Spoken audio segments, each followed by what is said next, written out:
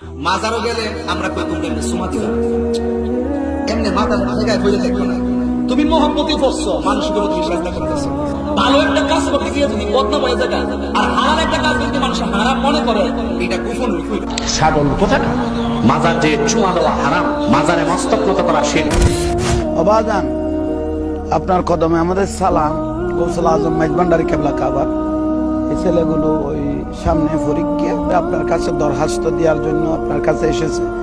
ভুল ত্রুটি মার্জনা করে তাদেরকে একটু কামিয়াবি করিও। وإذ قال لقمان لابنه وهو يعظه يا بني لا تشرك بالله إن الشرك لظلم عظيم।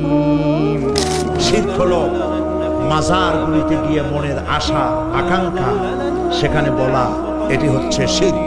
কোন মাজারে যাবেন না, কোনদিন যাবেন না, কোন প্রয়োজন নাই। বিপদে পড়েছেন, উযু করবেন, মসজিদে চলে যাবেন, সুবহানাল্লাহ বলেন। মসজিদে গিয়ে 2 রাকাত কাজায়ে হাজতের নামাজ পড়বেন, আল্লাহর কাছে কাঁদবেন। মাজারে যিনি শুয়ে আছেন বিশ্বাস করেন, কোরআন শরীফ আমার সামনে, বিশ্বাস করুন যিনি কবরে শুয়ে আছেন আপনাকে 4 পয়সার উপকার করতে পারবে না। মাঝখানে আপনি শিরকের গুনাহ নিয়ে আল্লাহর দরবারে হাজির হবেন। কেউ ফিরে না খালি হাতে, খাজা তোমার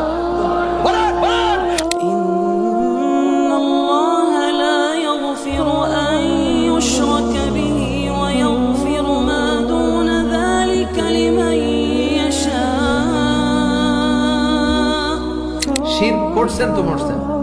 এজন্য খাজা বাবার দরবারেতে কেউ ফিরে না খালি হাতে, এগুলো বলবেন কখনো? ও নরম করা একটা দৃশ্য হচ্ছে জান্নাতুল বাকি, যেটা আমরা বাকিউল গারকাত বলি, যেখানে আপনি দেখবেন সাহাবায়ে কেরাম রাদিয়াল্লাহু আনহুমের কবর, যতদূর চোখ যায় তাদের কবর, কবরের কোনো মাজার নাই, সেখানে কোনো তাওয়াফ হচ্ছে না কবরকে কেন্দ্র করে, সেখানে কবরে কেউ ফুল চড়াচ্ছে না, একটা ছোট্ট পাথর দেখা যায় খেলার কিছু না। পৃথিবীর সবচেয়ে শ্রেষ্ঠ মানুষগুলো সেখানে শুয়ে আছেন। তো দেখুন প্রিয় ভাইরা, অবশ্যই ওলিয়া উলিয়াদের কবর জিয়ারত করবেন, কিন্তু মৃত ব্যক্তি আপনার কল্যাণ করতে পারবে? অকল্যাণ করতে পারবে?